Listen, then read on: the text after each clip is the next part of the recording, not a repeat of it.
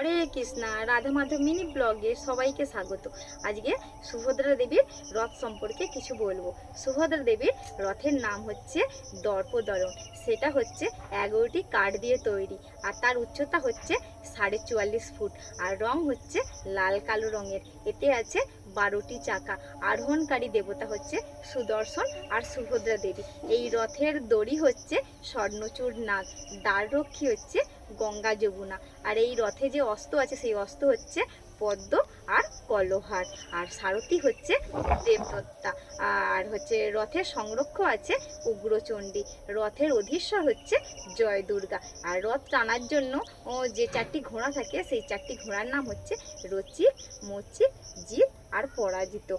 আর এরা হচ্ছে লাল বর্ণের। আর গন্ধর্ব হচ্ছে হাহা। আর রথের পতাকার নাম হচ্ছে নাদম্বিক। আর রথের ওপরে যে দুটো সুখ পাখি থাকে তাদের নাম হচ্ছে সুপর্ণা আর সুপর্ণা। এরা দুই নামে দুটো সুখ পাখি থাকে। এই হচ্ছে সুভদ্রা দেবীর রথের বর্ণনা। জয় রথযাত্রা মহোৎসব কি জয়। হরে কৃষ্ণ।